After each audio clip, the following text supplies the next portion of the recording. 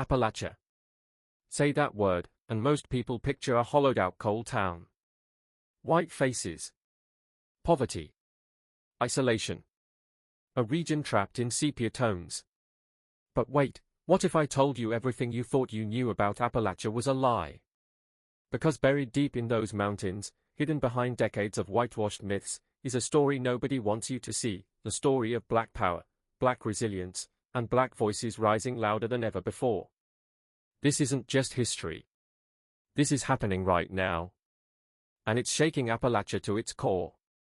Imagine it, the quiet stillness of the Blue Ridge Mountains at dawn, fog rolling low, when suddenly, a cry of life splits the silence. It's not the coal miner's whistle. It's the cry of a newborn, delivered by a Black midwife named Stacia Quentrell, who's defying a healthcare system stacked against her people. At the same time, in another corner of the region, pots are clanging, fire is blazing, and an aroma older than America itself rises from cast-iron skillets. That's Fameka Elliott, reviving Black Appalachian food traditions that the world forgot. And in a small church tucked into the hills, the voice of Reverend Marsha Dinkins thunders against the roar of corporate greed, demanding justice for Black families poisoned by the very ground beneath their feet. 3 women. 3 battles.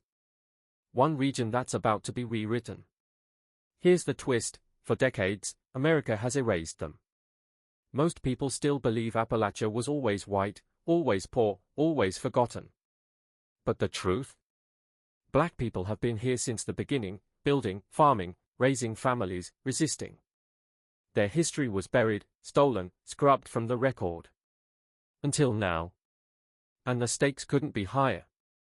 Because this isn't just about memory, it's about survival. Black mothers in Appalachia are 3 times more likely to die in childbirth. Black communities face food deserts where fresh produce is nearly impossible to find. Black towns have been left to choke under coal ash and poisoned water while the world looked away. But something's shifting. Something powerful. A resurgence. And that's why this story matters. Because these women aren't just fighting for Appalachia. They are fighting for the future of every community that's been silenced, erased, or abandoned. This is the story of Black Appalachian activism and community power. It's not the Appalachia you were taught. It's the Appalachia you were never supposed to see. And if you think this is just about history, hold on. Because what happens next will leave you stunned. For over a century, Appalachia has been sold to the world as one thing, a land of poor, struggling white coal miners. That image was carved into textbooks, plastered across newspapers, and burned into Hollywood's silver screen. But here's the shocking twist, it was a myth. A carefully crafted illusion. Because long before coal companies turned these mountains black with soot, Black communities were already here. They weren't just present, they were essential. Freedmen carved farmland into the hills. Black coal miners worked shoulder to shoulder in the shafts. Black churches sang hymns that echoed off the ridges. Yet when America told the story of Appalachia, it erased them. And it wasn't an accident. Wait. What? That's right. The whitewashed version of Appalachia wasn't just ignorance, it was propaganda. Writers and reformers in the early 1900s wanted to paint Appalachia as a pure, isolated, white frontier, untouched by the outside world. Why? Because it fed into America's obsession with rugged white survival. Black voices didn't fit that narrative, so they were cut out. Cemeteries filled with Black Appalachian names were ignored. Black midwives who delivered generations of children vanished from the record. Even Black-owned farms and businesses were deliberately left off maps. And the consequences? Devastating. Because if you erase a people from history, you also erase their claim to power, their right to land, their voice in policy, their role in shaping the culture of the mountains. It left Black Appalachians stranded in a double invisibility, ignored by the outside world and often overlooked in their own backyard. But here's where the story turns again, because invisibility doesn't mean absence. It means survival in the shadows. It means resilience no one bothered to document. It means communities pass down their traditions quietly, through food, through song, through faith, through whispers of resistance. And now, those whispers are becoming thunder. The resurgence we see today isn't sudden, it's a revival of what was always here. It's proof that the Appalachian story isn't just white, and never was. It's black. It's diverse. It's complex. And it's about to change everything you thought you knew about these mountains.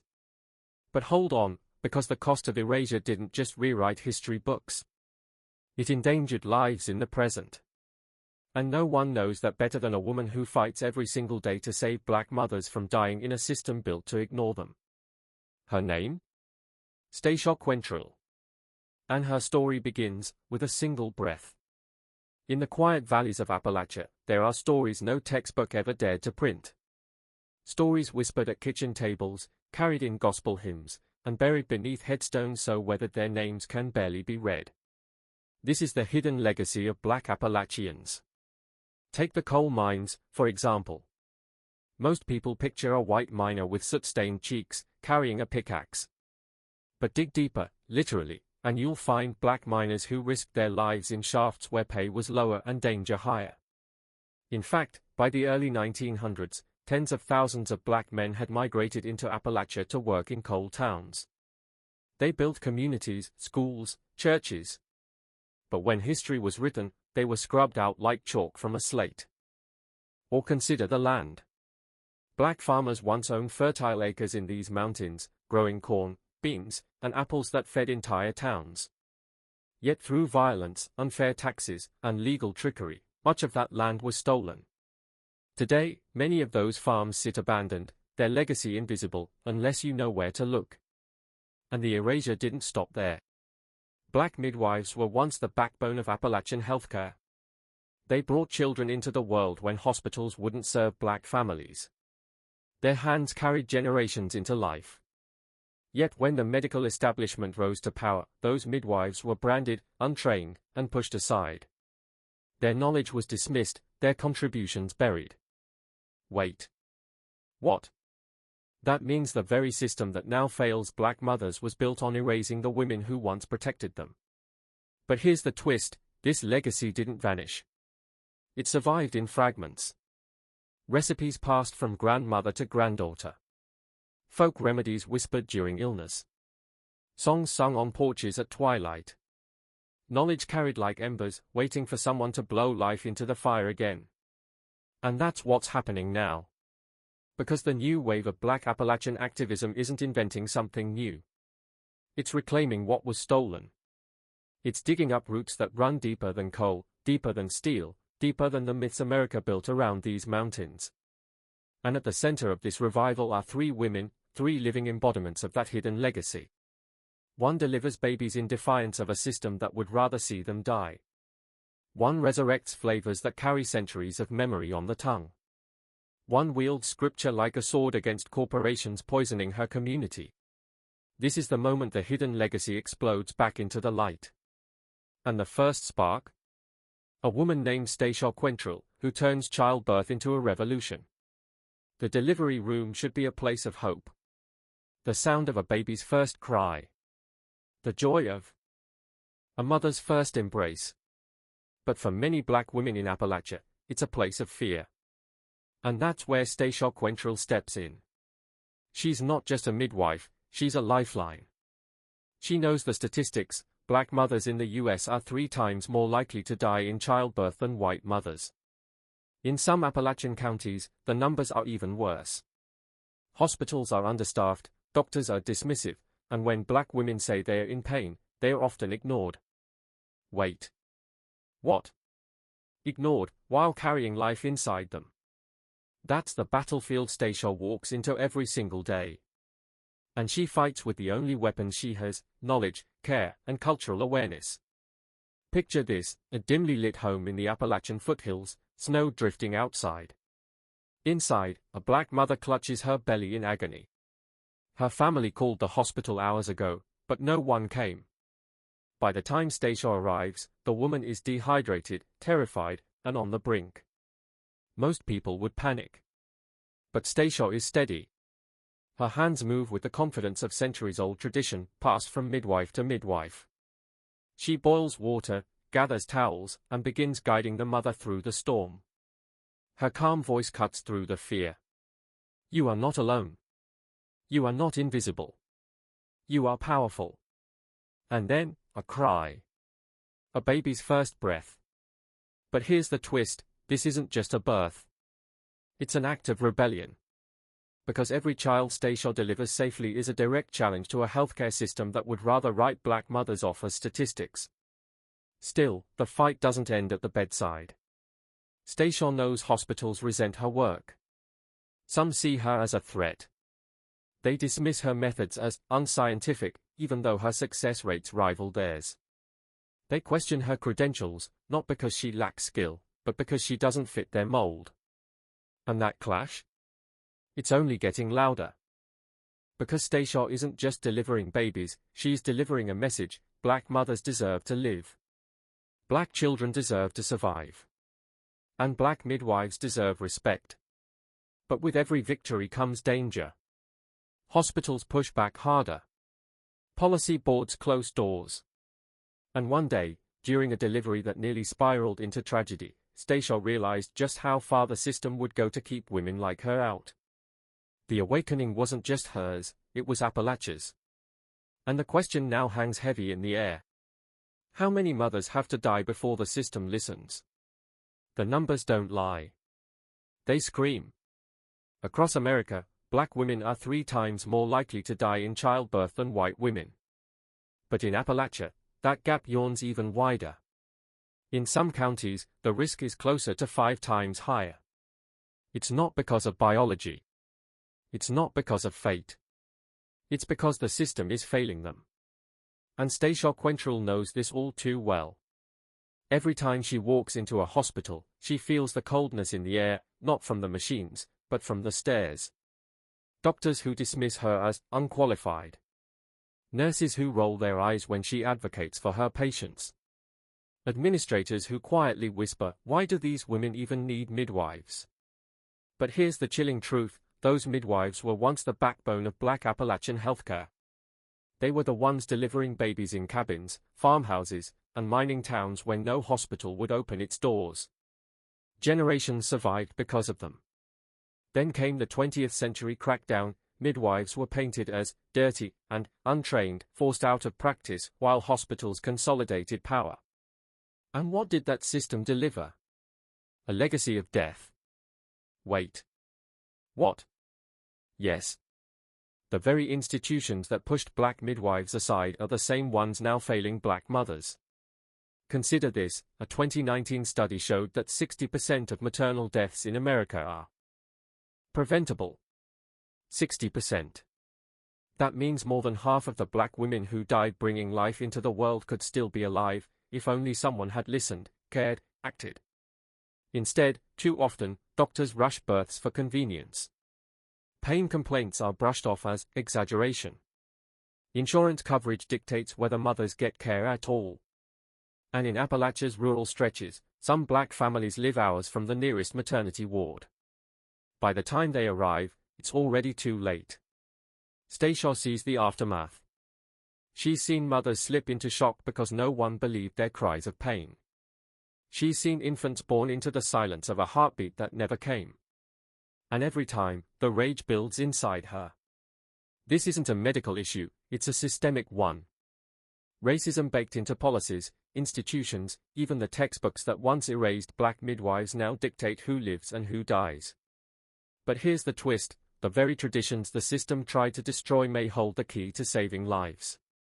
Stacia's culturally aware care, listening, respecting, empowering, doesn't just preserve history. It produces better outcomes. Healthier mothers. Stronger babies. And the system hates that. Because if Stacia proves that traditional midwifery can save lives where hospitals fail, it threatens everything. Funding. Power. Control. The cracks are widening. The failures are undeniable. And yet, instead of admitting fault, the system doubles down, leaving Stacia standing between life and death, fighting battles she shouldn't have to fight. But how long can one woman stand against an entire machine? Trust. It's the one thing more fragile than life itself in Appalachia's black communities. And for Stacia Quentrell, earning it is harder than delivering any baby. Because the truth is brutal, generations of black families here have been betrayed by medicine. Tuskegee. Forced sterilizations. Experimentation without consent. Stories whispered from grandmothers to daughters, don't trust them. Don't let them touch you. So when Stacia steps into a home, she isn't just battling labor pains, she's battling ghosts. Picture this, a young black mother sits on the edge of her bed, clutching her swollen belly. Her eyes dart with suspicion as Stacia unpacks her tools. Are you really here to help me? She asks. Not out loud, but in her silence, in her guarded glances. That's the wound Stacia feels every time she walks in. Wait. What? The very community she serves, the people she fights for, sometimes fear her too. Not because of who she is, but because of the scars left by a system that claimed authority over their bodies for centuries. But here's the twist, Stacia doesn't fight mistrust with defensiveness. She fights it with care. With patience. With truth. She explains every step of her process. She listens. She makes her patients feel heard in ways hospitals never did. And slowly, painfully slowly, the walls begin to crack. One night, a laboring mother whispers through clenched teeth, I don't want to die like my sister did. The room freezes. Her words hang heavy in the air. That's when Stacia leans in, her voice steady but fierce, not tonight. Not with me here. We fight together. And when that baby finally takes its first breath, the trust born in that moment is bigger than the child itself, it's the seed of healing generations of fear. But make no mistake, this trust comes at a cost. Because while families begin to see Stacia as their shield, hospitals and officials see her as a threat. She's building relationships they can't. She's exposing failures they won't admit. And every time a mother chooses Stacia over a hospital, the system feels its grip loosen. The tension builds. Stacia's reputation spreads. More mothers call her. More babies survive. And with every success, the stakes get higher. But then, one delivery nearly breaks her. A mother's blood pressure spikes. The baby's heart rate plummets. Seconds feel like hours. And just as panic threatens to consume the room, Stacia makes a decision that will define her forever. Did she save them? Or did the system finally win? The room was suffocating. Not because of its size, but because of the fear. A young black mother lay on the bed, drenched in sweat, her breaths coming in short, panicked bursts. The baby's heart rate monitor flickered, too slow. Too weak. Stacia's hands tightened around her tools. She had been here before. Too many times. But this time felt different. The grandmother stood in the corner, clutching a Bible, whispering prayers through trembling lips. The father paced, fists clenched, muttering, Please, God, please, God. And in the center of it all, Stacia. She could hear the whispers in her mind, this is why midwives shouldn't be trusted. This is where tradition fails. The voices of doubters, hospital administrators, even her own inner critic. Wait. What if she failed here? This wasn't just one mother. This was the proof the system was waiting for, one mistake to justify erasing her work forever. The mother screamed. The baby's heart slowed. Time fractured into fragments. Stacia took a breath, not just for herself, but for everyone in the room. And then she moved. Quick. Decisive. She shifted the mother's position, adjusted her breathing, massaged her abdomen, whispered words of power, push with me. Don't give up. Your child is waiting. Minutes stretched like hours. Sweat beaded on Stacia's forehead. And then, silence. The monitor flatlined. A chilling pause filled the air. The grandmother sobbed. The father's knees buckled. But Stacia refused to let go. She pressed, guided, commanded life back into the room. And then, out of the silence, a sound. The cry. Thin at first, then stronger. A baby's voice, breaking through the dark. The grandmother collapsed to the floor in tears. The father dropped to his knees, hands over his face. And the mother? She clutched her baby to her chest like a warrior claiming victory. But for Stacia, it wasn't relief. It was rage. Because she knew, this miracle should never have required a gamble. No mother, no child should teeter on the edge of death because of a broken system. That cry was more than a first breath. It was a declaration. A defiance. A warning to Appalachia, black mothers are not disposable. But here's the twist, while that baby lived, Stacia's battle was far from over. Word spread fast. Some praised her as a savior. Others whispered that she had been reckless, that midwives had no business in emergencies like this. The system wanted to use this moment to destroy her. But the community saw something else, hope. And hope, once born, can't be buried. Out in the desolate deserts of Utah lies a place so cursed, so terrifying, that even hardened investigators whisper about it with unease, Skinwalker Ranch. In the 1990s, a ranching family moved onto the property, dreaming of a quiet life. But what they encountered was the stuff of ancient nightmares. It began with unearthly lights flickering across the night sky, moving in impossible patterns, as if taunting the family. But the terror didn't end with lights. Strange creatures began appearing, some resembling wolves with glowing eyes, others like humanoid figures that could vanish in the blink of an eye. The family described one horrifying encounter where a giant wolf-like beast approached them. When they shot at it, the bullets did nothing. It simply stared back, unblinking, before casually walking away. But the most chilling reports came later. The family claimed they were stalked by an entity that could change its form. Sometimes it appeared as a man with long, shadowy. Other times it morphed into an animal, slinking into the darkness. Neighbors whispered that this was a skinwalker, a figure rooted in Navajo legend, a witch who could transform into animals after committing dark rituals. The encounters escalated into psychological warfare. The family would hear heavy footsteps on their roof at night, voices whispering in unknown tongues, and their cattle mutilated in ways that defied science, organs removed with surgical precision, no blood spilled. It was as if whatever haunted the ranch was showing off its power, reminding them they were prey. Eventually, the family fled in terror, unable to withstand the nightly torment. But the story didn't end there.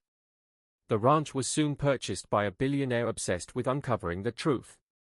Teams of scientists, researchers, and military personnel investigated, only to report the same, unexplainable anomalies, creatures appearing and vanishing, and strange radiation fields. What makes Skinwalker Ranch so chilling isn't just the folklore, but the sheer consistency of the terror. For centuries, native tribes had warned outsiders to avoid the land, calling it cursed.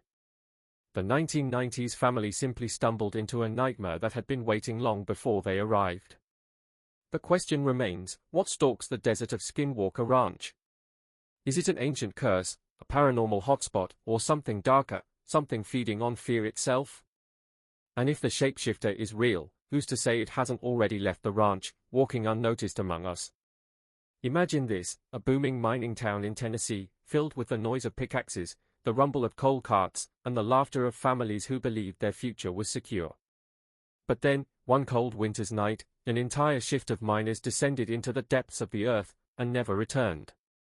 When the town awoke the next morning, the mine entrance stood silent, the machinery idle. Wives and children gathered, waiting for the men to emerge. Hours turned to days. Then, nothing. Not a single man resurfaced. The mine was eventually sealed, and whispers spread like wildfire. Were the miners trapped alive? Did the company cover up an accident? Or was there something darker beneath the mountain? Here's the first twist. Decades later, when workers attempted to reopen the mine, they found strange carvings on the walls. Not just minor markings, but symbols no one could explain. They looked ancient, almost ritualistic, as if the miners had uncovered something they weren't supposed to disturb. But the second twist makes it even darker. Locals claimed to hear voices underground. When children played near the sealed entrance, they reported muffled cries, like men still calling for help. Some even said they heard picks striking stone from inside, long after the shafts had collapsed. Mining company refused to release the original safety reports. Rumors spread that the collapse wasn't natural at all, that the men were buried alive on purpose. Why? Because they had seen something that could destroy the company's reputation forever. Think about it, dozens of strong men vanish in a single night, and the only witnesses are shadows and silence. Did they stumble upon an ancient cavern? Were they silenced because they saw more than coal in the darkness? Or is their restless energy still trapped beneath Tennessee soil, trying to claw its way back to the surface? And if you're wondering if the mine was ever reopened, here's the chilling answer: no. Every attempt ended in tragedy. Workers fell ill. Equipment failed without explanation. One surveyor even disappeared during inspection, vanishing in the same cursed tunnels where the miners were lost. To this day, the mine remains sealed. Locals avoid the area, claiming it feels colder than anywhere else in the region. And every now and then, when the wind cuts across the hills, people swear they can still hear the faint echo of men screaming for air, begging for rescue, cries that will never be answered. The mysterious whispers about the Bell Witch didn't stop at the Bell family farm. As word spread across Tennessee, entire communities began reporting strange encounters of their own. Farmers claimed their cattle were mysteriously found dead, with no wounds but faces twisted in terror. Hunters swore they heard a woman's cackling in the woods, though no one was there. Even ministers, the strongest spiritual authorities of the time, admitted that something unholy was moving across Adams, Tennessee. Here's where it gets darker. People began to realize that the Bell Witch wasn't just tormenting the Bell family. No, this force seemed to thrive on fear itself, feeding off the entire region. Some claimed that speaking the Bell family's name out loud in the wrong place would summon a shadow figure that followed them for days. Others said the entity could mimic the voice of their dead relatives, whispering at night to lure them into the woods. And then came the mocking sermons. Witnesses reported that during Sunday service, the invisible witch would echo the preacher's words, twisting them into insults and blasphemy. Imagine sitting in church, listening to your pastor read the scriptures, only to hear a disembodied voice in the rafters mocking every holy word. Some fainted. Others ran screaming into the fields. But the Bell Witch wasn't finished. The ultimate weapon wasn't just physical torment, it was psychological warfare. Men who dared to enter the Bell property at night returned pale, shaking, claiming they had seen their worst fears come to life. One man swore he saw his deceased wife appear in the orchard, crying out for help, only to vanish into smoke. Another claimed the witch revealed his darkest secret aloud in front of others. The more fear it spread, the stronger it became. The Bell Witch wasn't confined to one location. It began to show signs of being everywhere and nowhere at once. Doors slammed in barns miles away from the Bell home. Children reported being slapped by invisible hands in their sleep. Farmers claimed to see their tools fly through the air. And when asked who was behind it all, the voice, shrill and mocking, always answered, "Kate." But here's the most terrifying part: this wasn't just haunting. It was possession of an entire town's mind. The Bell Witch had crossed a line that most spirits in folklore never did. It didn't stay bound to one home, one person, or even one family. It infected a whole region, turning Adams into a living nightmare. And yet, this was only the beginning. Because soon, the witch would make a chilling prophecy, one that suggested she wasn't just tormenting the present, but controlling the future. The Bell Witch was not done tormenting the Bell family, but this time, the battlefield shifted, quite literally, into the fields surrounding their home. Imagine walking at dusk, the sky painted blood red, only to hear a woman's voice whisper your name from the corn rows, even though no one was there. That was the nightly horror the Bells faced. Workers in the fields began abandoning their posts after dusk, claiming they heard laughter echoing between the crops. Some swore they felt hands brushing against their shoulders, only to turn and find the rows empty. One farmer described the chilling sound of a baby crying deep within the field, but when he ran toward it, the cries shifted, turning into the guttural laugh of a grown woman. The fields had become a stage for the witch's cruelest performances. But then came the twist no one expected: the Bell children themselves started hearing their own names being whispered. Betsy. Betsy, called a voice from the shadows of the wheat. Sometimes it mimicked their father's voice, other times their mother's, luring them deeper into the darkness. The witch wasn't just haunting anymore, she was hunting. And yet, there was something even more disturbing. Neighbors began reporting that the witch seemed to follow them too. It was no longer confined to the Bell household. Travelers at night claimed to see a shadowy figure darting between fence posts. A hunter swore he fired a shot at a dark woman moving in the moonlight, only for the bullet to pass straight through and lodge in a tree. When he checked the bark, the bullet hole was gone, as if it had never existed. The most sinister hook came when a group of men set out to prove the witch wasn't real. They gathered in the field, mocking her, daring her to show herself. The men laughed, until the ground itself seemed to vibrate beneath their feet. A voice thundered, "Leave now, or the earth will swallow you." Terrified, they scattered, and to this day, not one of them ever set foot on that land again. The Bell family realized the witch's power wasn't limited to walls or rooms, it seeped into the soil, the air, the very earth around them. The fields, once a place of growth and labor, had transformed into a haunted expanse where death seemed to lurk in every whisper. And as the haunting escalated, one terrifying question spread like wildfire among the community: if the Bell witch could torment a family on their own land, what was stopping her from haunting the entire town of Adams, Tennessee? The witch was no longer just a house guest. She was becoming a plague. Some stories die with the people who lived them, but not this one. The Bell witch refused to fade, even after John Bell's death. In fact, her power seemed to grow stronger. The whispers in the Bell cabin turned into shrieks in the dead of night. Doors slammed on their own. Heavy footsteps echoed across wooden floors when no one was there. And here's the most chilling part: the witch didn't stop with the Bells. She started tormenting anyone who dared to mention her name.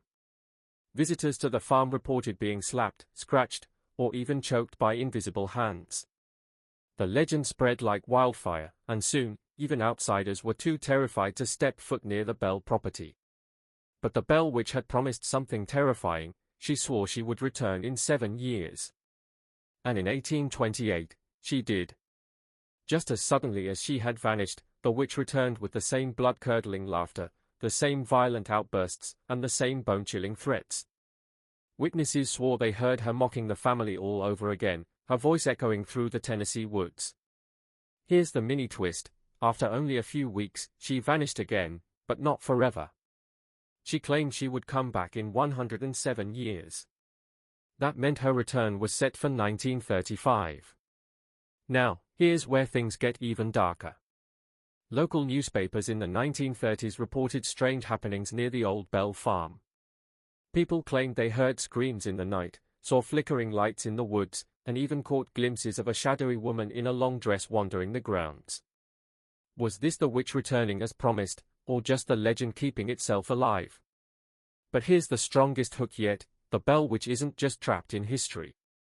Even today, tourists and paranormal investigators swear the Bell Witch Cave, near the old farm, is still haunted. Cameras malfunction, batteries drain instantly, and visitors report being shoved or whispered to by a voice they can't explain. Some even believe the Bell Witch's spirit is bound to the land itself, a curse that will never die. So the question remains: did the witch ever truly leave, or is she still waiting for her next return? The investigation was supposed to end here, but it didn't. When the sheriff opened the trunk of Nancy Dean Morgan's abandoned car, he expected answers. Instead, he found nothing: no blood, no signs of struggle, not even a single fingerprint out of place. It was as if Nancy had been erased from reality itself. But here's where it gets chilling. Neighbors later admitted they saw her car driving down a lonely mountain road hours after she was reported missing. If Nancy was already gone, then who was behind the wheel? Investigators thought they had a suspect. A local drifter, known for violence, was arrested and questioned. The town felt relief. But then, the twist: he passed a lie detector test, had an airtight alibi, and swore he'd never even met Nancy. One prime suspect, eliminated in a single night. But just when everyone thought the case was cold, a letter surfaced. Handwritten. Cryptic. Delivered to the sheriff's office with no return address. It read, "Look where the fire burned last. The ashes will tell the truth." The sheriff dismissed it as a hoax. But weeks later, a hunter stumbled on something terrifying, a burnt-out shack deep in the Appalachian woods. Inside were charred bones, too small to belong to a man, but too damaged to be identified. Was this Nancy? Or another forgotten victim? The FBI was called in, and here's where it spirals into madness. When they tested the bones, they couldn't match them to Nancy. Instead, the DNA matched 3 different people. None were ever reported missing. This wasn't a single crime, this was a graveyard in flames. And then came the most disturbing twist of all. Carved into the shack's scorched door was a symbol, an ancient Appalachian mark used by secret societies in the 1800s to warn outsiders. So now the question wasn't just, who killed Nancy, but something much bigger, had she stumbled onto a hidden Appalachian brotherhood that still existed in the shadows of North Carolina? The sheriff swore the shack never appeared on any map. Locals swore they'd never seen it before. And to this day, some believe the building itself was a phantom, appearing only to lure the curious to their doom. But here's the darkest part. After the shack was found, 6 more people vanished in the same county over the next decade. None were ever found. And the note in the sheriff's drawer? It still sits there, unsolved, whispering one question. What fire, and whose ashes? Now comes the part that feels like a turning point in this nightmare, where the lines between ghost stories, family curses, and psychological torment begin to blur. By the mid-1800s, the Bell Witch wasn't just some eerie campfire tale whispered in Adams, Tennessee, it had become a living terror for anyone connected to the Bell family. What makes this stage so chilling is how the witch's behavior evolved. At first, it tormented the Bells with scratching on walls, sheets being pulled, and faint whispers in the dark. But by now, it had escalated into something much darker, a fully conscious entity that could speak, threaten, and even predict the future. Witnesses claimed the voice of the witch grew sharper, sometimes sounding like an old woman, other times like a young girl, as though mocking the living. One night, while guests sat at the Bell home, the entity began reciting sermons, word for word, from different preachers across Tennessee. Men left in shock, swearing they had heard the exact same sermons in their own churches. This wasn't some random jumble of words, it was a force with knowledge it shouldn't have had. But here's where the story takes a terrifying twist. The witch began targeting John Bell Sr. directly. His health started to fail. His tongue would swell without cause, leaving him struggling to speak. He complained of being struck, or pinched, when no one was near him. Some nights, he collapsed in agony, gasping for air, while the witch's cruel laughter filled the room. Imagine sitting in your farmhouse, watching your father choke as an invisible force mocked him. And yet, it wasn't only the father who suffered. The witch developed a disturbing obsession with young Betsy Bell. Neighbors and family claimed it tormented her relentlessly, slapping her, pulling her hair, and shrieking insults in her ears.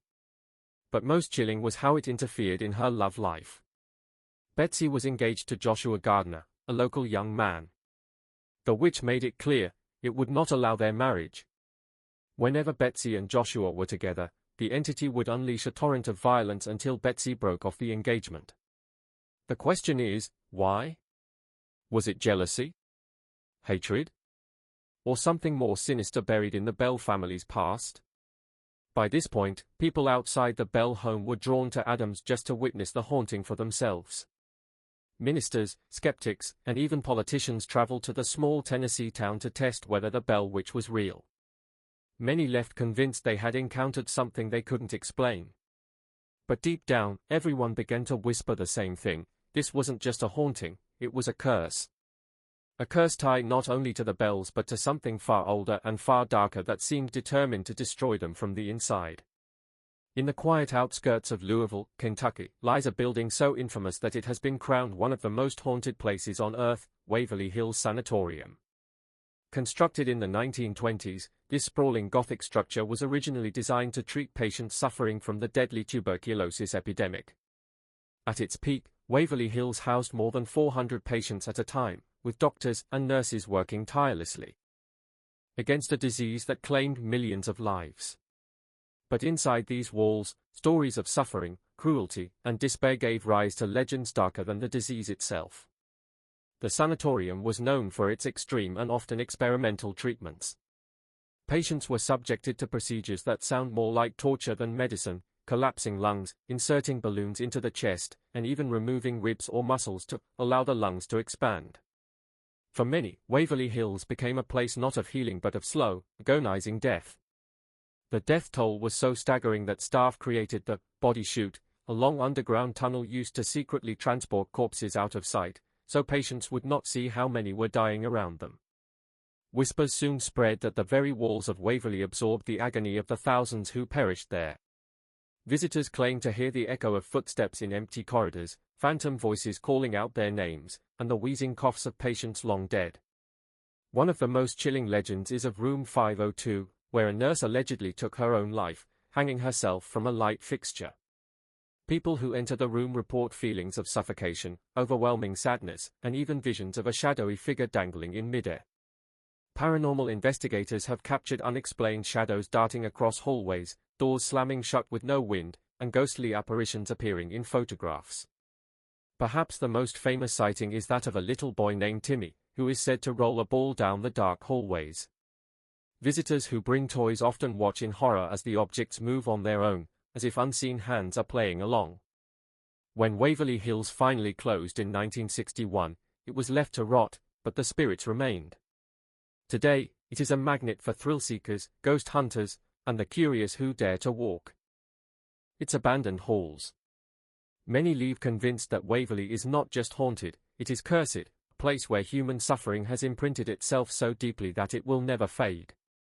Waverly Hills Sanatorium is not just a relic of medical history, it is a reminder of the thin line between science and cruelty, life and death, and the lingering shadows that tragedy leaves behind. The deeper we dig into the Bell Witch haunting, the stranger it gets. Picture this: the Bell family was sitting down for dinner, the warm glow of candles filling the room, when suddenly, their plates lifted off the table and smashed against the wall. Nobody had touched them. Nobody even moved. And then came the voice. A disembodied woman's voice began speaking out of nowhere. She called herself Kate. She laughed, mocked, and sometimes even carried on full conversations with the Bells and their neighbors.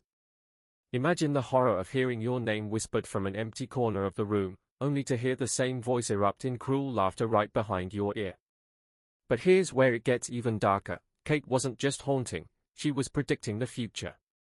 She warned of tragic deaths, distant wars, and even family secrets that nobody had ever dared to speak aloud.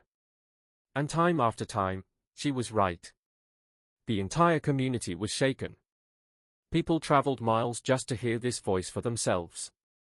Ministers, skeptics, farmers, even politicians, all walked away pale-faced, admitting something they could not explain was happening in the Bell household. But Kate's focus was always on John Bell. She despised him. Every day, her torment against him grew worse. His body weakened, his face paled, and the family feared the witch was draining the very life out of him. By now, the haunting wasn't just a story, it was a full-blown war between a spirit and a man who couldn't fight back. And then came the ultimate twist. Kate vowed that she would kill John Bell. She didn't whisper it. She didn't hide it. She announced it in front of the family, in front of neighbors, in front of anyone who would listen. The Bell family now lived in a constant state of terror. Nights filled with scratching on walls, ghostly voices screaming in the dark, and objects flying across the room. And the entire town waited, wondering if the witch's deadly promise would actually come true. Because if it did, this wouldn't just be a haunting, it would be America's first documented supernatural murder. The Bell family thought the worst was behind them, but they were wrong. Because what came next was darker, louder, and far more terrifying than anything they had endured before. One stormy evening, as lightning split the Tennessee sky, the Bell children were awakened not by thunder, but by the sound of chains dragging across the wooden floors of their home. When John Bell rushed to investigate, he found nothing. No footprints. No intruder. Yet the sound persisted, circling the house like an invisible predator, closing in on them from every side. The Bell Witch was evolving. She wasn't content with whispers anymore, she wanted domination. The attacks escalated. Furniture shook violently as if an earthquake had struck, windows rattled with bone-chilling force, and food would spoil instantly at her touch. Worst of all, she targeted the family's youngest daughter, Betsy. Whenever Betsy tried to sleep, she'd wake up with bruises, handprints, and even welts across her body. The witch would scream in her ear until she cried, then laugh hysterically as the family tried helplessly to comfort her. The townspeople could no longer deny it. The Bells weren't cursed with bad luck, they were under siege by something supernatural. Curious neighbors came to the farm at night, hoping to expose a hoax. But when they stepped inside, they heard it too, the voice. The witch's voice grew louder, sharper, clearer. She mocked the family, predicted tragedies, and even quoted scripture to terrify devout visitors. One witness wrote that it felt like the devil himself was in the room. And then came the cruelest twist yet, the witch turned her wrath on John Bell himself. She cursed him openly, swearing she would kill him. His health began to deteriorate rapidly, violent tremors, seizures, and an unshakable fatigue that left him bedridden. Every time he tried to pray, the witch interrupted, screaming his words back at him in a hideous parody. Imagine the terror, trapped in your own body, your own home, while an invisible force taunts you and your family. This wasn't just haunting anymore, it was war. And everyone in Adams, Tennessee, knew it, the Bell Witch wasn't going to stop until John Bell was dead. But how she would do it, would leave the entire town in shock. The investigation into Nancy Dean Morgan's murder had grown colder than the Appalachian night air, until one unexpected discovery reignited the fire. A local teenager exploring the woods near the murder site stumbled upon something horrifying, a rusted hunting knife, half buried under a fallen tree. The blade was stained, its handle wrapped in decayed leather, and even after years of weathering, the weapon carried a chilling weight. Could this be the very knife used in Nancy's killing? Police rushed to secure the evidence. The community, gripped with fear and curiosity, swarmed with rumors. Some whispered the knife was planted as a distraction. Others insisted it was fate, the land itself refusing to stay silent. But here's where the twist drops. Lab tests revealed trace amounts of blood still preserved on the blade. And when forensic teams compared it to archived samples from Nancy's case, it matched. The weapon was real. This wasn't just a clue, it was a breakthrough. Yet, instead of solving the mystery, the discovery opened an even darker door. The knife's origin traced back to a local hardware store receipt, tied to a purchase made just weeks before Nancy's death. The name on that receipt? A man the town had long whispered about, a reclusive logger, known for his temper, who vanished shortly after the murder. And then the true gut punch, the man's cabin was searched, and police found dozens of newspaper clippings about Nancy tucked inside an old trunk. Obsession. Motive. Evidence. Everything pointed to him. But here's the cruel twist of fate, he had died years earlier in a logging accident, crushed beneath a falling tree. No trial. No confession. No justice. Just another ghost in the Appalachian fog. For Nancy's family, the knife offered answers but no closure. Yes, the murderer may have been identified. Yes, the mystery may have cracked wide open. But without a living suspect, the truth would always feel incomplete. The case stood at the edge of resolution, yet still lingered in shadows.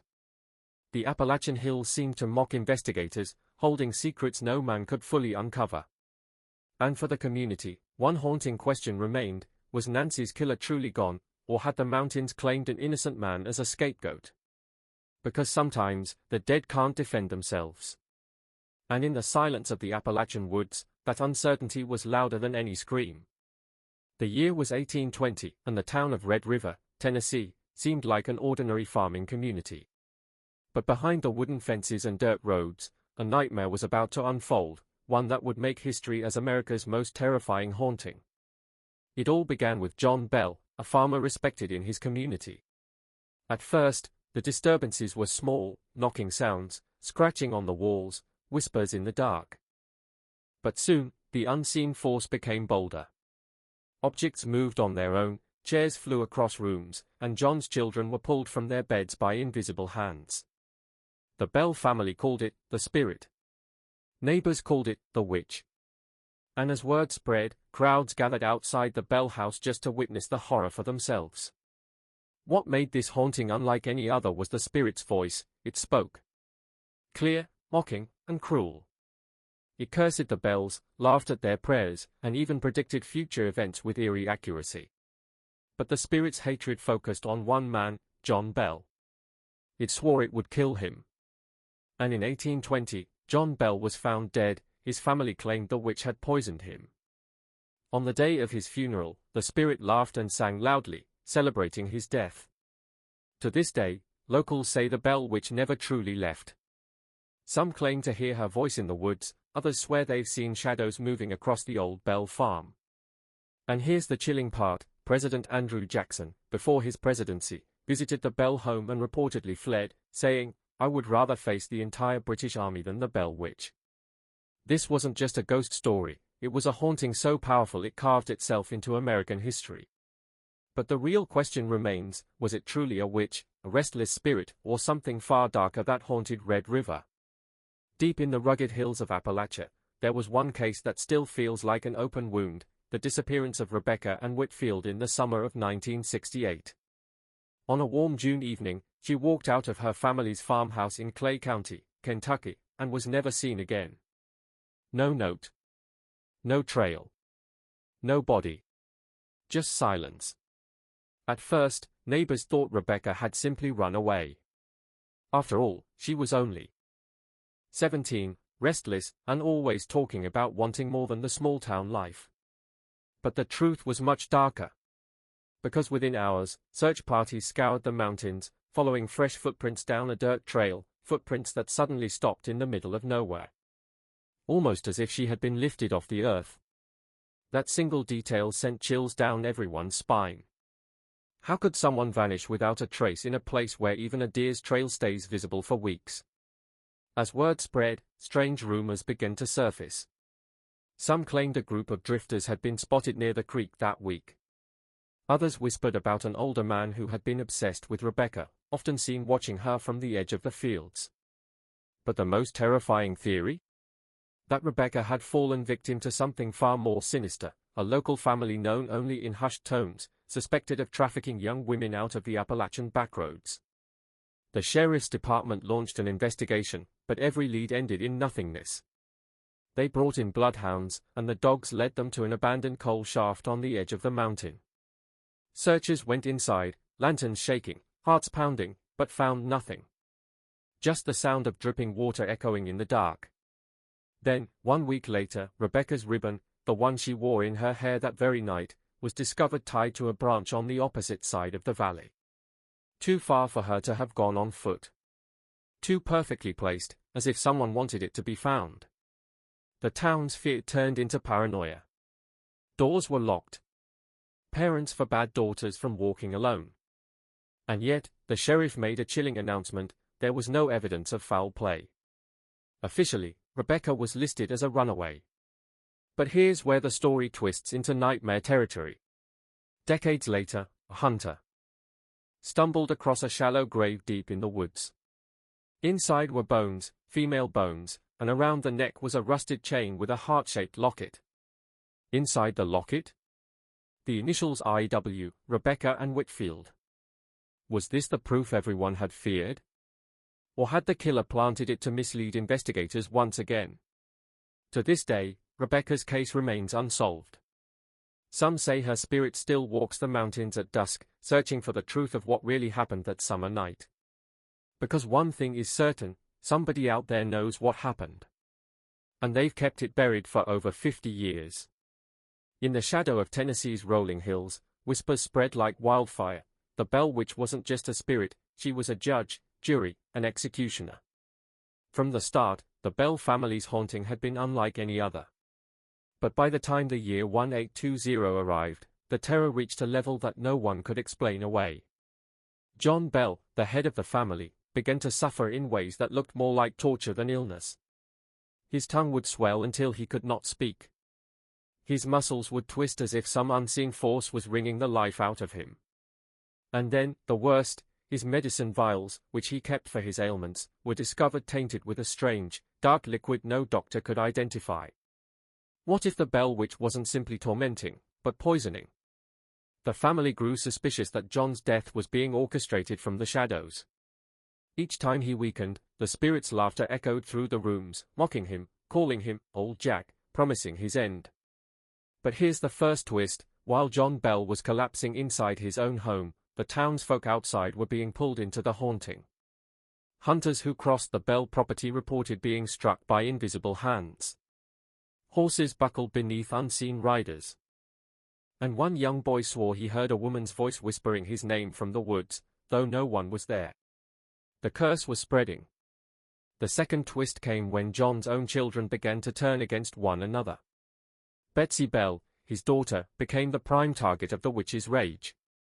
She was slapped, pinched, and even dragged across the floor by her hair. Yet strangely, the spirit sometimes spoke gently to her, like a mother warning a child of danger. Why torment her and then protect her? Was Betsy somehow tied to the witch's origin? The haunting wasn't random, it was personal. By December of 1820, the inevitable struck. John Bell was found dead, his face twisted in agony. A bottle of black, oily liquid lay nearby. When neighbors tasted it, they gagged. It was so vile, they declared it not of this earth. And then, chillingly, the witch herself bragged aloud to the entire room. "I gave Old Jack a big dose of that last night, he'll never wake again." This was no longer a haunting, it was a murder. The death of John Bell marked the only time in American history where a spirit was said to have killed a man. But the story didn't end there. Because the Bell Witch wasn't finished. She had one more cruel twist planned, and it centered on Betsy. The Bell family thought they had survived the worst of the witch's torment. For weeks, the nights were quiet, and no screams tore through the cabin walls. The children finally slept without trembling, and even John Bell dared to believe that the curse had passed. But the Bell Witch was never gone, she was only waiting. One cold winter night, Lucy lit a single candle by the fireplace. Its flame flickered gently, casting shadows across the log walls. But as the family gathered, they noticed something strange. No matter how hard the wind howled through the cracks, the candle wouldn't die. It burned brighter, steadier, almost unnaturally strong. At first, they thought it was a blessing, but soon, they realized it was a curse. The candle became impossible to put out. They blew, they covered it, they even doused it with water, but the flame burned on. Fear settled in their bones. The Bell Witch had returned, and this time, she was using light itself as her messenger. Each night, the flame grew taller, stretching upward like a twisted beacon. Shadows danced on the walls in the shape of figures, women with hollow eyes, men hanging from nooses, children clawing at the earth. The Bells swore they heard faint voices whispering inside the fire, voices calling their names, taunting them. Then came the first death omen. The flame flared suddenly, spitting sparks into the air. Lucy gasped, claiming she saw John's face in the fire, pale, sickly, and lifeless. She begged him to leave the house, but he refused. "It's just a trick of the light," he insisted. Yet deep down, he knew the witch was marking him. Days later, John fell violently ill. His body weakened, his speech slurred, and no doctor could explain the sickness. All the while, the candle still burned, unshaken, unstoppable. Neighbors who visited swore they could see a dark figure standing in the flame, as if watching them, mocking their prayers. The Bell Witch wasn't just haunting them anymore, she was claiming them. The family tried to escape by throwing the candle into the river. They cheered when it sank into the black water, but moments later, it reappeared back in their home, sitting neatly on the mantel, flame burning brighter than ever. There was no escape. And as John's health worsened, the family began to understand the witch's message. This candle was not light, it was a clock, burning down toward a death the witch had promised long ago. The final spark hadn't fallen yet, but everyone knew when it did, someone in the Bell house would never wake again. The Bell family thought the worst was over. They had endured whispers in the walls, furniture dragging across the floor, and the eerie laughter of a woman no one could see. But nothing prepared them for the night. The entire cabin seemed to awaken in a frenzy of terror. It began quietly, almost too quietly. The fire in the hearth sputtered out, leaving the house shrouded in near-total darkness. John Bell, weary from months of torment, sat in his chair with a Bible resting on his lap. His daughter Betsy clung to her mother, her hands trembling as if she already sensed what was coming. For a long moment, silence held them in a suffocating grip. Then came the screams. Not from any one person, but from everywhere at once. The ceiling wailed, the walls shrieked, and the floorboards howled like the cries of the damned. The family covered their ears, but it was no use. The sound pierced bone and rattled the soul. And then the voice returned. Clearer, louder, and more malicious than ever before. John Bell. I am your doom. Betsy fainted on the spot, while Lucy dropped to her knees, praying aloud with tears streaming down her face. The air grew so heavy that each breath felt like inhaling smoke. Then, from the shadows of the room, came the sound of chains dragging, slow, deliberate, echoing like a warning from another world. John Bell tried to rise, but his legs betrayed him. He collapsed, clutching his chest, while the voice mocked him in cruel laughter. You cannot run. You cannot hide. Your death will feed me. The family screamed for help, their cries carrying into the night. Neighbors rushed toward the Bell home, only to stop at the gate. For though they could hear the shrieks, not one dared step inside. Some claimed the house itself glowed with a sickly green light, as if it were no longer a home but a prison of spirits. When the chaos finally ceased, the Bells sat in silence, broken and trembling. John Bell's face was pale as death, his strength nearly gone. Betsy would not speak for days, haunted by the sound of the disembodied voice promising doom. And Lucy, once the heart of the home, admitted to neighbors that she believed Satan himself had taken residence within their walls. The Bell Witch had spoken her intention. The curse was no longer hidden in whispers or shadows. It had declared war on the Bell family, and there would be no peace until blood was spilled. The courtroom was packed, the air so heavy it felt like it could shatter with a single gasp. On one side, the grieving Bell family, their faces pale, hollow, and marked by months of torment. On the other side, neighbors, townsfolk, skeptics, and believers, each waiting to see if justice, or something far darker, would take the floor. But this wasn't just a trial of the Bell Witch. It was a trial of belief itself. The question hung in the air like a noose: was this the devil's work, or the collective madness of a haunted town? The prosecutor rose, his voice sharp as a blade, declaring that John Bell's death was no accident. He held up the mysterious vial of liquid found in the Bell home, a black, viscous substance that no doctor could identify. He said it was poison, pure and simple. But who administered it? That's when the whispers grew louder. The voice of the witch herself had claimed responsibility. Imagine it, the very spirit accused of murder in a real Tennessee courtroom. The room erupted, half in laughter, half in terror. Could a ghost be put on trial? And more importantly, could justice reach beyond the grave? The defense countered, insisting that John Bell had long been sick, his body failing from natural illness. They painted the witch's taunts as nothing more than superstitious nonsense, a cruel imagination fueled by fear. But here's where things turned chilling. Witness after witness came forward, not strangers, not outsiders, but neighbors, friends, respected townsfolk.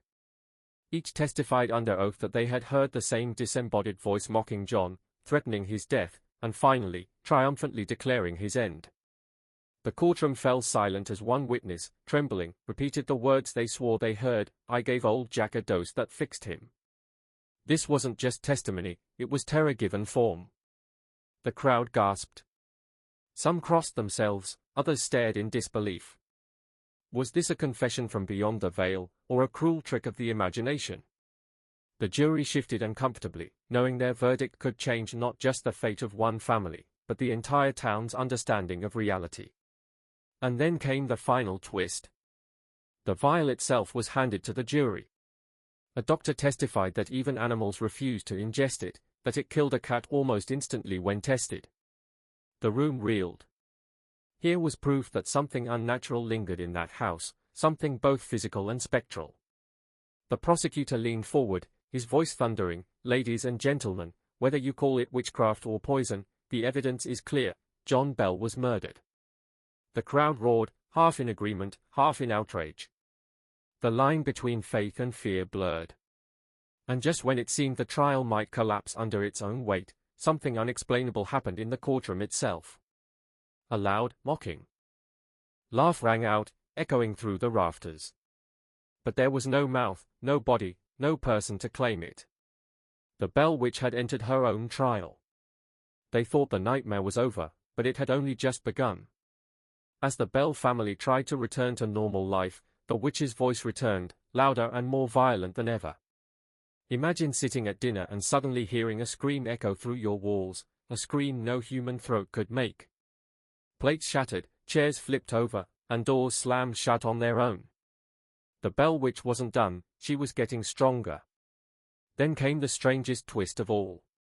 Neighbors started reporting the same voice, not in the Bell house, but outside, in the fields, and even miles away in the town. People swore they heard it whisper their names in the dead of night. This wasn't just a haunting anymore, it was a plague spreading across Tennessee. And then, the witch began predicting death. John Bell, the father of the family, became her main target. Every night she cursed him, calling him a weak man and swearing she would kill him. His health started collapsing, violent seizures, sudden paralysis, even blackouts. Doctors were baffled. But the witch? She laughed and said, "He will never escape me." The family locked away his medicine, but when they checked one morning, it was gone, replaced with a black liquid no one had ever seen before. Hours later, John Bell was found lifeless in his bed. And when the doctor arrived, the witch's voice cut through the room, "I gave him the dose that killed him." The town went into chaos. Some swore it was murder. Others whispered it was the devil himself. But the Bells knew, it was her. The Bell Witch had claimed her first victim. But here's where it gets insane. After John Bell's death, the witch didn't disappear. She grew louder. During his funeral, as neighbors cried and prayed, the voice of the witch rose above the hymns, mocking him, laughing, and celebrating his death. The funeral turned into pure terror. People sprinted from the graveyard, convinced they'd be next. The Bell Witch had just written her name in blood across Tennessee history, but this was far from her final act. Because what she did after the funeral shocked everyone. For years, the Bell family had endured whispers in the dark, phantom footsteps, and eerie voices that mocked them. But in 1820, everything changed. What had once been terrifying mischief erupted into full-blown violence. The Bell Witch no longer wanted to scare them, it wanted to break them. It started with John Bell, the family patriarch. He was a strong man, but something about this entity wore him down. Day after day, his health deteriorated, as if unseen hands were draining the very life from his veins. His lips would swell shut, his tongue felt paralyzed, and he could barely eat. Neighbors swore they saw him gagging on nothing, choking as though invisible fingers wrapped around his throat. Then came the children. Betsy Bell, John's young daughter, became the witch's favorite victim. She was slapped, pinched, even dragged from her bed by forces no one could see. One night, her screams echoed across the farm as welts and handprints appeared across her skin, marks left by something that wasn't there. And yet, the Bell Witch taunted them openly. During dinner, a chilling voice would rise from the shadows, mocking their prayers and laughing at their misery. Witnesses claimed the spirit could mimic anyone's voice perfectly, repeating conversations it had overheard miles away, as if it lived in every corner of Tennessee. The violence didn't stay inside the Bell household, it spread. Visitors who dared enter their home were scratched, shoved, and tormented. Ministers, neighbors, even strangers traveling through Red River, all claimed they had faced the wrath of the witch. And what terrified people most? This spirit seemed to know everyone's secrets. It whispered private sins into the air, exposing hidden shames that no human could have known. By now, the legend had grown so large that people from across the country came to witness it. Soldiers, clergymen, and curious skeptics all left with the same chilling conclusion: something evil, something beyond human understanding, had taken root in the Bell farm. And it wasn't going away. But the darkest chapter was yet to come. For the Bell Witch had chosen her ultimate target, and she would not rest until he was destroyed. Because her mission, as the entity itself whispered to countless witnesses, was simple: I will kill John Bell. And the nightmare was only just beginning. They thought the nightmare was over, but they were wrong. Just when silence returned to the valley, whispers began again. Whispers that something buried beneath the ground was never supposed to be touched. An old man, shaking as he spoke, swore that he'd seen shadows crawling along the tree line at night. He said they didn't walk like people, they moved in jerks, like broken marionettes pulled by unseen strings. And then came the sound. A low, grinding noise, like stone against stone, echoing from beneath the earth. Some claimed it was just the mine collapsing in on itself. But others? They swore it was the sound of chains being dragged through tunnels that hadn't been opened in centuries. The survivors, what little was left of them, debated leaving. Packing up, abandoning everything. But greed and fear clashed. There were still valuables hidden in those mines. Relics of a forgotten past. And the lure of treasure was too strong. They said, one more trip inside. Just one more. That decision sealed their fate. On the night they returned, the moon disappeared behind heavy black clouds, throwing the valley into pitch darkness. Their lanterns flickered like dying fireflies as they made their descent. The deeper they went, the colder it became, like the mine itself was exhaling a breath that had been trapped for centuries. And then, the walls began to change. Symbols carved into the rock. Symbols no one could recognize, but everyone could feel. They pulsed with something alive, something that shouldn't exist. One man ran his fingers across the carvings, and screamed as if his skin had been seared by fire. His hand blistered instantly, the burn spreading like veins of molten metal. Panic erupted. Some tried to run. Some dropped to their knees, convinced they had stumbled into the resting place of something that should never have been disturbed. The shadows returned, crawling along the walls, stretching, reaching, as if they were alive. And then came the sound again. Louder. Closer. Chains dragging, walls vibrating. Until finally, they saw it. Not a ghost. Not a man. But something older, something stitched together from every fear mankind had ever known. Its face was covered, its body wrapped in rusted iron shackles, but its eyes glowed with hatred, burning white in the dark. And in that moment, every survivor understood the truth. They hadn't gone back into the mine to dig for treasure. They had gone back to wake it up. One stormy night, the Bell family thought they were safe, huddled together in their cabin while the wind howled like 1,000 screaming souls outside. But suddenly, it wasn't the storm they heard. It was a voice. Low, raspy, and impossible to ignore. It slithered out of the darkness, whispering names, their names, as if something was standing right beside them in the pitch black. The terrifying part? Every single person in the family heard it. At the same time. They lit candles, searching the room, but nothing was there. Only the walls echoed with that cruel laughter, bouncing from corner to corner. The Bell Witch wasn't just haunting them anymore. She was speaking to them. At first, her words were simple. Chants. Mockery. Cruel jokes. But soon, she began revealing things she should never have known, family secrets, private thoughts, even conversations whispered miles away. It was like she could read their very souls. The more she spoke, the bolder she became. Sometimes the voice came from the chimney. Other times from beneath the bed. On the worst nights, the Bell children swore the whispers came from inside their own heads. Imagine being unable to escape, even your thoughts weren't safe. The family tried to ignore it, tried to pray it away.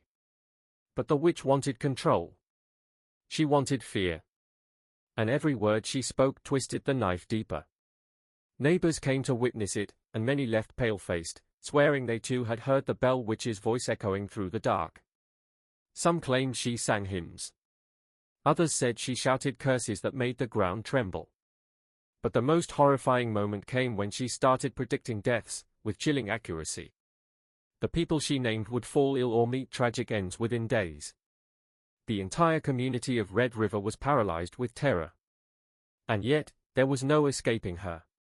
Night after night, the Bell family would sit in silence, waiting for the first whisper to crawl out of the darkness. They didn't know when, or how, or what she would say. All they knew was that the witch was always listening, always waiting, and always ready to remind them. They belonged to her. And this was only the beginning. Because the more she spoke, the more powerful she seemed to become. And soon, her voice wouldn't just haunt their nights. It would decide their fate. Imagine stumbling upon an old, rusted lockbox buried deep in the earth. At first glance, it looks worthless, corroded, beaten by decades of weather, forgotten by time. But when investigators pried it open, what they found wasn't gold, wasn't treasure, but something far darker, handwritten letters drenched in secrets that had been deliberately erased from history. Each letter painted a chilling picture, of whispers exchanged in candlelit halls, of shadowy meetings in barns and abandoned shacks, of names that should have never been tied to corruption and betrayal. And here's the insane part, the letters matched with real missing records from county archives that mysteriously vanished in the 1800s. Coincidence? Or a deliberate cover-up? The deeper researchers dug, the more sinister the story became. Every letter referenced the pact, an unholy agreement signed in blood between rival families who were supposed to be enemies. But instead of fighting each other, they allegedly turned their rage toward outsiders, scapegoating innocent townsfolk to fuel the illusion of a never-ending feud. It was genius, and horrifying. Keep the town locked in chaos, let innocents take the fall, and behind the smoke and gunfire, control the land, the money, the politics. While the people bled in the streets, the so-called enemies toasted to their secret alliance. But here's the twist that will make your skin crawl. One of the last letters wasn't signed. Instead, it had a chilling warning scribbled in jagged handwriting: if you are reading this, know that the feud was never about honor. It was about power. And power does not die, it waits. That one line flipped the entire narrative on its head. If this pact existed, if this conspiracy was real, then maybe the feud never truly ended. Maybe its echoes still ripple through backroom deals, hidden bloodlines, and small-town politics to this day. And this is where it gets terrifying, because some of the family names mentioned in those letters, they still exist. Their descendants still walk the streets, still own property, still sit in positions of influence. Were these just old, angry scribbles from a paranoid villager, or the receipts of one of the most sinister secret alliances in American history? The more you think about it, the darker it gets. Imagine generations of people living under a feud that was nothing more than theater, pawns in a game designed to keep them divided forever.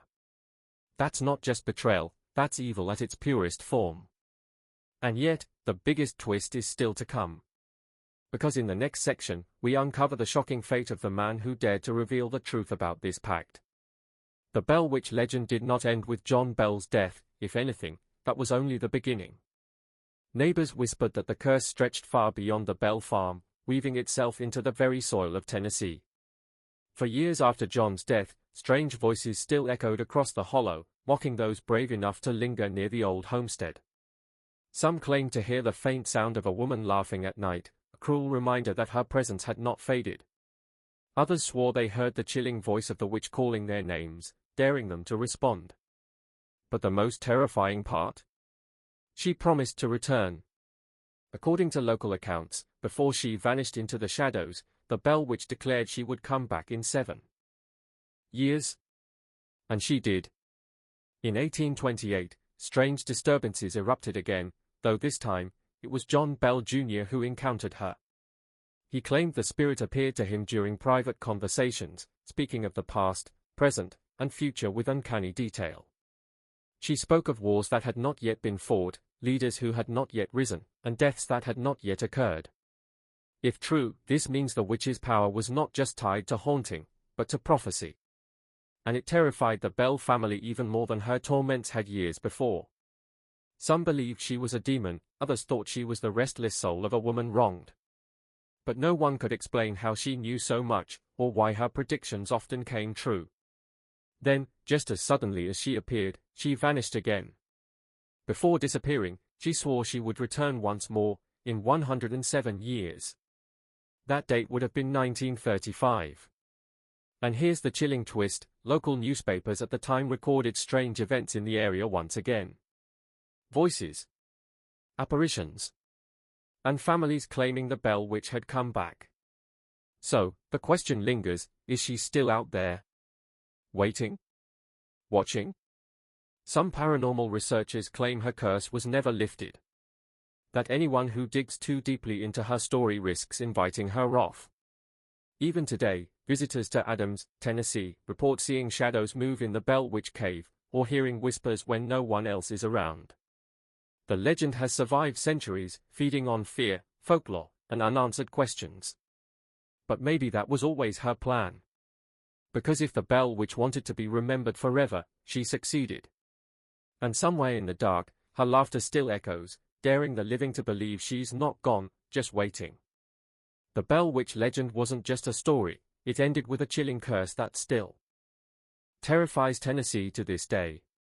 After years of tormenting the Bell family, scratching walls, choking John Bell in his sleep, and whispering prophecies that all came true, the entity seemed to grow stronger. Neighbors gathered to witness the unexplainable, chairs sliding across the room, voices echoing from nowhere, and even hymns sung by an unseen presence. But then came the darkest moment of all. On December 20, 1820, John Bell was found dead, his body stiff, his face twisted in agony. Beside him sat a small vial filled with a strange black liquid. When the family asked the spirit what it was, the voice laughed, declaring, "I gave old Jack a big dose of that last night, and fixed him." The Bell Witch openly admitted to killing the patriarch. Shockwaves spread through the county. A ghost, a demon, or something else entirely had just committed murder. But the nightmare didn't end there. At John Bell's funeral, mourners gathered in silence, when suddenly, the witch's mocking voice filled the air. She laughed, sang drinking songs, and shouted curses so loud the funeral nearly collapsed into chaos. Neighbors whispered that the Bell Witch wasn't finished, that she had tied her spirit to the land itself. Years later, Betsy Bell, the daughter most tormented by the entity, broke off her engagement to Joshua Gardner, exactly as the witch had commanded. The spirit had predicted doom if she married him, and Betsy obeyed out of sheer terror. The witch's control over her life extended long after the haunting slowed down. But here's where it gets even more terrifying. Before vanishing into the shadows, the witch swore she would return. She promised the Bell family and their descendants that her spirit would rise again in 107 years. And in 1935, strange reports began surfacing, farm animals dying without reason, ghostly voices whispering in the night, and travelers claiming they saw a pale figure lurking near the Bell family farm. To this day, the Bell Witch Cave in Adams, Tennessee, is considered one of the most haunted places in America. Visitors report being scratched, pushed, and even hearing the witch's laughter echoing through the stone walls. Locals say you can't mock her name or challenge her spirit inside the cave, unless you want to leave with scars that never heal. The Bell Witch's story isn't just folklore, it's a curse, one that still lingers. Some say she is waiting. Some say she never left. And others whisper she's only getting stronger. Even after John Bell was buried in 1820, the nightmare did not end. Many in Adams believed that the Bell Witch had fulfilled her mission, that her vendetta against John was complete. But they were wrong. For years after his death, the spirit continued to make her presence known, weaving fear into the very fabric of Robertson County. Neighbors testified that eerie voices still whispered on quiet nights, carrying across the farmlands like a cold wind. Sometimes, it was laughter, a chilling cackle that froze even the bravest men. Other times, it was weeping, as if the earth itself mourned a tragedy no one fully understood. Crops spoiled unexpectedly, livestock were found dead without explanation, and travelers who passed near the Bell property often claimed unseen hands shoved them from their horses. The curse had not been buried with John Bell, it had spread. What unsettled locals most was the witch's promise. She had declared she would return in 7 years. True to her word, in 1828, she came back. The torment resumed, though not with the same intensity as before. Instead of daily assaults, she appeared in sudden bursts, terrifying but fleeting, an unpredictable shadow over the community.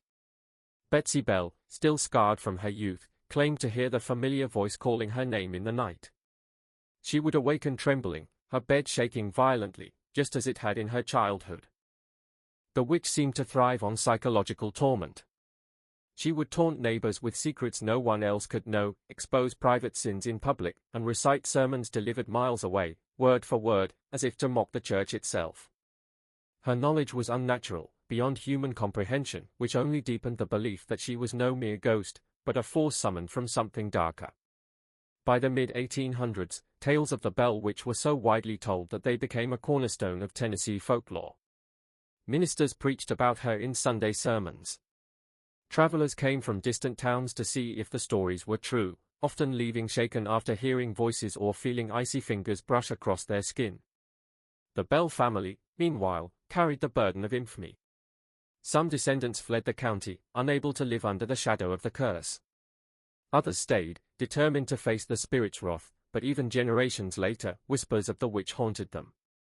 Perhaps the most chilling part of the curse is this: the Bell Witch promised not just one return, but many. She claimed she would come back again, generation after generation, to remind the Bells, and the world, that her story was far from finished. And even today, locals swear she still lingers, waiting for the right moment to rise again. The Bell Witch legend did not end with John Bell's death or Betsy Bell's broken engagement, it merely transformed. The entity seemed to retreat, but her whispers lingered, seeping into Tennessee's soil, etched into the memory of every witness. Families passed the tale from one generation to the next, each retelling sharpening the edges of fear.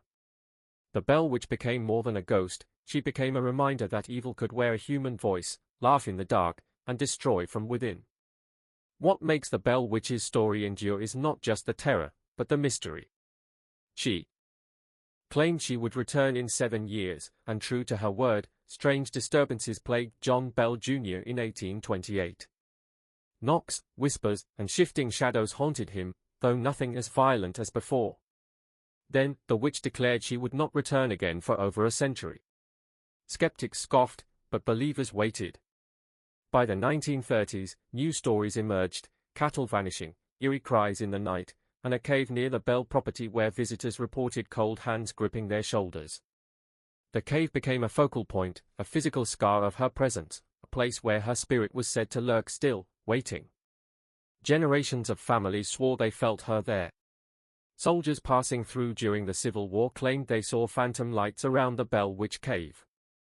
Local farmers whispered of crops failing after hearing her voice. Even children dared each other to spend a night near the cave, only to flee before midnight, shaken by things they could not explain. And so, the Bell Witch lived on.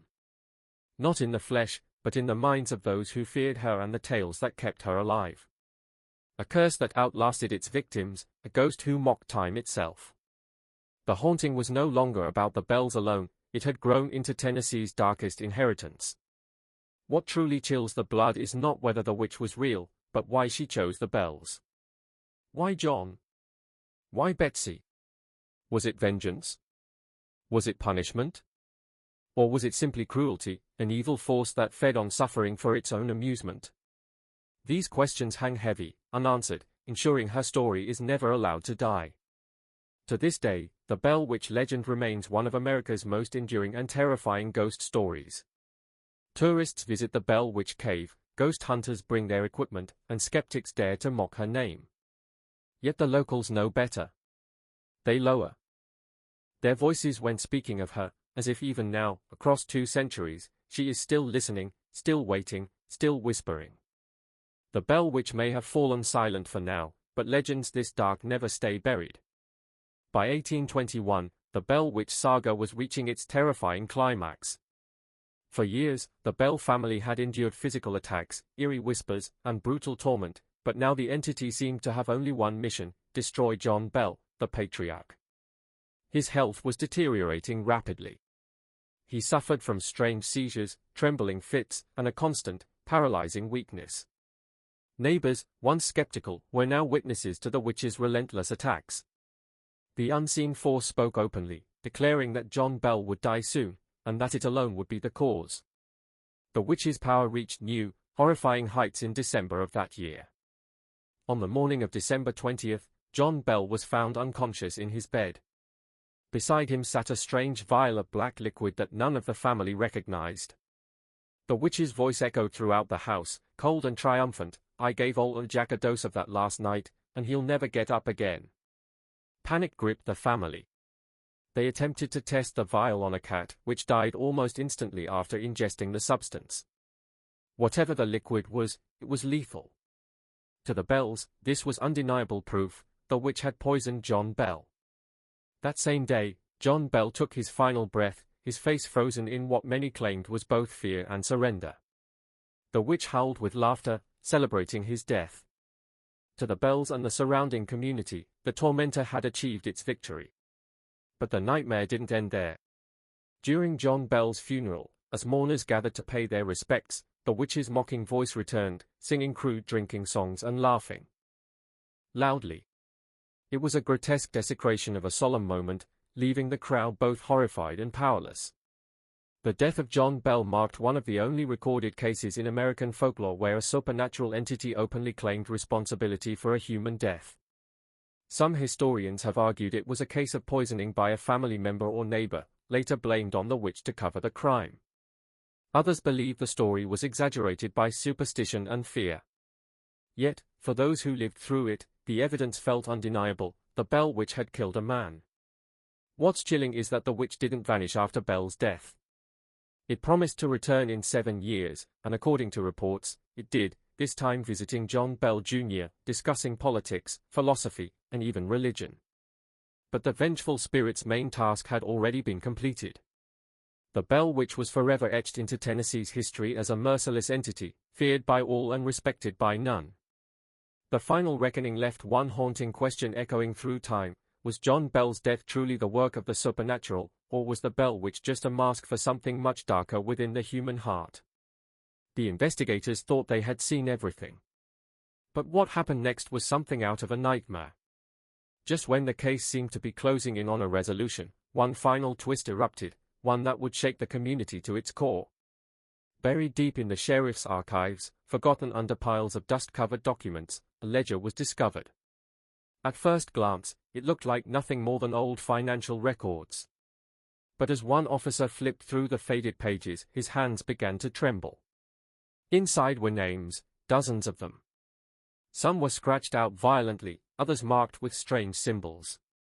At the top of the list was Nancy Dean Morgan's name. This wasn't a random killing. This was a system. The ledger suggested a chilling pattern of disappearances and unsolved deaths across the region, stretching back decades. And every name in that book was tied to families who had crossed a powerful local circle, an unholy alliance of landowners, businessmen, and politicians. Nancy, it seemed, wasn't just a victim of chance, she was a victim of power. Rumors began to spread like wildfire. Could it be that her murder was part of a larger cover-up? If so, who else was silenced before the truth could emerge? Locals whispered about the list in hushed tones, some swearing they'd heard their grandparents talk about mysterious vanishings in the hills as far back as the 1930s. Suddenly, Nancy's story wasn't just about a single life lost, it was about an entire hidden history. But here's where the fear escalated. As journalists and investigators began connecting the dots, the ledger mysteriously disappeared. One week it was there, locked in the sheriff's evidence room. The next, it was gone without a trace. No forced entry, no sign of tampering. Just vanished. Almost like someone had been waiting for it to resurface, and swooped in before the truth could spill. To this day, no one knows where that ledger went, or if copies survived. Some say it was burned in a fire set deliberately to erase the past. Others believe someone, somewhere, is still holding onto it, waiting for the right moment to bring the truth to light. But one thing is certain, Nancy Dean Morgan's death wasn't just the end of her story. It may have been a small glimpse into something far darker, a hidden chapter of Appalachian history still lurking in the shadows. And if that ledger ever reappears, the real nightmare might only just begin. The story of the Bell witch did not end in the 1800s. even after the last recorded. Haunting at the Bell Farm, whispers of the spirit carried on for generations. Locals swore that strange occurrences followed anyone who dared mock or disrespect the legend. Travelers who visited the old Bell property told of hearing footsteps crunching behind them, only to turn around and find no one there. Others described an overwhelming sense of dread, as though an unseen pair of eyes watched them from the shadows. The legend became more than just a story, it became a curse, etched into the land itself. The Bell family descendants carried the weight of the haunting like an unshakable shadow. Some claimed the witch's voice was heard at night, muttering in the dark corners of their homes. A few even believed that tragedies in the family, sudden deaths, illnesses, and financial ruin, were the spirit's way of punishing the bloodline. Whether true or coincidence, the fear of the Bell Witch never loosened its grip on Tennessee's history. In the early 20th century, the Bell Witch Cave near Adams became a focal point for the haunting. Visitors who entered the cave reported bizarre phenomena, rocks being thrown from the darkness, whispers echoing through the tunnels, and cold gusts of wind that defied explanation. Some fainted. Others fled in terror. And many who left swore never to speak of what they saw. Even skeptics, hardened against ghost stories, admitted that the cave carried an energy unlike anywhere else. The legend also found its way into American culture. Writers, historians, and paranormal investigators turned the Bell Witch into one of the most famous ghost stories in the world.